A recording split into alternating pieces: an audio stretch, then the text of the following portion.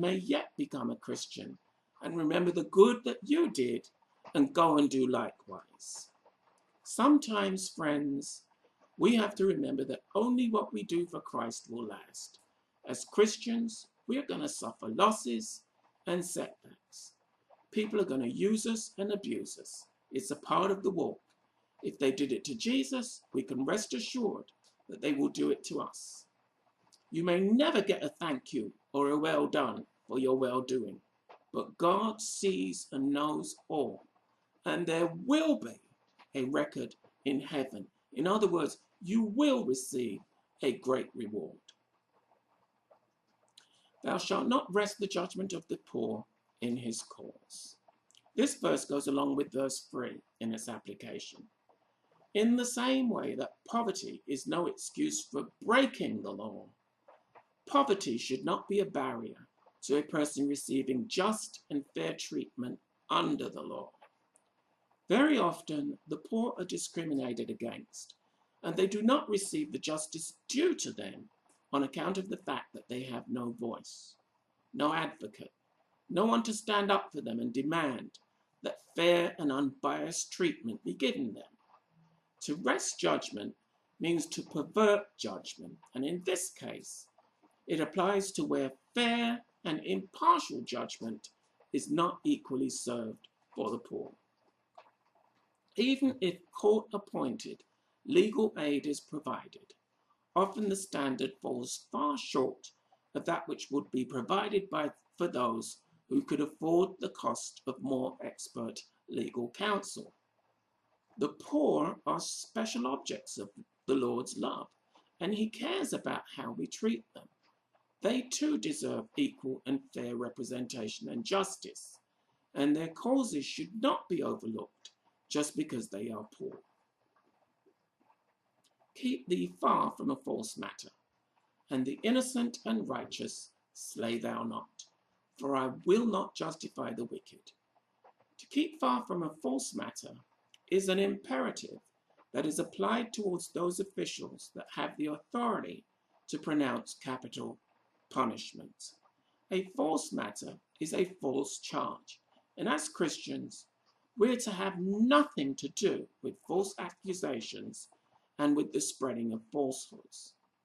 Here, we see that those who have the power to pronounce capital punishment but must be extremely careful in how they evaluate testimonies concerning the condemned.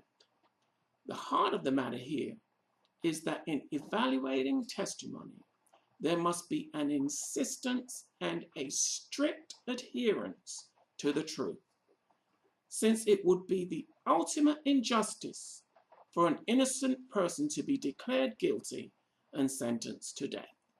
It would be equally horrific for the guilty to walk free. Unfortunately, we live in a day and time where even now, justice is not always fairly served. Innocent people have been sentenced to death and have been executed, and the guilty offenders are walking the streets free as a bird. In a perfect world, the death penalty should be a deterrent, and it should be infrequently used, if used at all. Now, I've got a little tongue-tied there, but I want to say that, and I want it to be heard. In a perfect world, the death penalty should be a deterrent. That's the purpose of it. And it should be infrequently used, if used at all.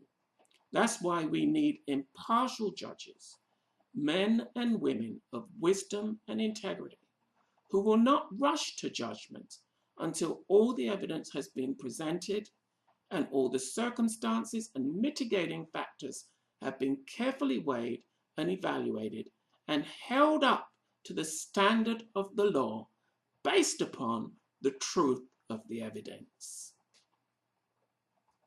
And thou shalt take no gift, for the gift blindeth the wise and perverteth the words of the righteous. Bribery and the acceptance of monetary gifts for favors received is strictly prohibited, and in a fair and just society, such things should have no place. The gift blindeth the wise. Meaning that there are people in this world that will do anything for money. And there are people in this world who will say anything for money. Perverteth the words of the wise. Unfortunately, this practice exists even in the highest levels of authority, where truth and righteousness ought to prevail. The acceptance of bribes for personal or political favors is commonplace in our society, and money tends to blind and cloud the judgment of even the wisest of people. Unfortunately, for the right price, there are people who will bend the truth or just outright lie, even when they are supposedly under oath. God wants justice to be impartial. So that means that those who are entrusted with this type of authority must be men and women of the highest moral caliber.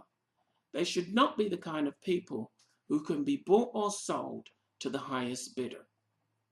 In this election year, we should be mindful of the fact that for the right price, there are people who will say anything. So be careful of those campaign ads. Don't believe the hype, regardless of what party may be sponsoring it. Take it all with a pinch of salt, because those views and opinions will change once they get in office, regardless of the outcome. Politicians are famous for saying one thing and then doing another. There's a lot of money available and the stakes are very high. Christians are not to be people who can be purchased for a price. We are to be men and women of integrity. We are to do that which is right just because it is right. Also, thou shalt not oppress a stranger, for ye know the heart of a stranger, seeing you were strangers in the land of Egypt. In biblical times, strangers and widows were objects of God's special consideration and care. Non-Israelites who were living in Israel or passing through Israel were to be treated with respect and to be shown hospitality. Widows and strangers were essentially defenseless, and God expected his people to show them compassion, since they too, the Israelites, had once been strangers and defenseless when they were in captivity in Egypt. God did not want his newly freed people, now that their situation was better, to turn around and become oppressors themselves. We too are to show hospitality to strangers, for in so doing, we show the love of God. In this world, we also are strangers, since we are in this world, but we are not of this world. We are merely pilgrims traveling through. As Christians, we are to show love to those who may be new to our neighborhood, our community, or our church. We are not to be cliquey or to show partiality to those who look or dress like us. We are to show kindness and compassion to those who are strangers among us, to the people who we may happen to come across in our daily activities. We don't know who they are or why God may be bringing them into our midst. So we must be careful how we treat them, because according to Hebrews 13:2, we may be entertaining angels unawares. Today's lesson includes some very practical teaching, and I hope that you found it useful. I conclude by saying that God is just, and he demands that we reflect this characteristic in our lives. We are to be people of integrity. We should treat both our enemies and our friends fairly. We should not be swayed by social status, nor should we allow money to influence either what we do publicly or how we treat people privately. No one is perfect. There is good and bad in people of all races and all classes. We are all sinners. Christians are not perfect, they are only forgiven. But God does expect us to move up a little higher on account of our relationship with him. God reigns in justice and righteousness. Genesis 18:25 says, "Shall not the judge of all the earth do right?" God does not waver. He is completely impartial. We are to do that which is right, just because it is the right thing to do. God bless you. God keep you. And see you next time.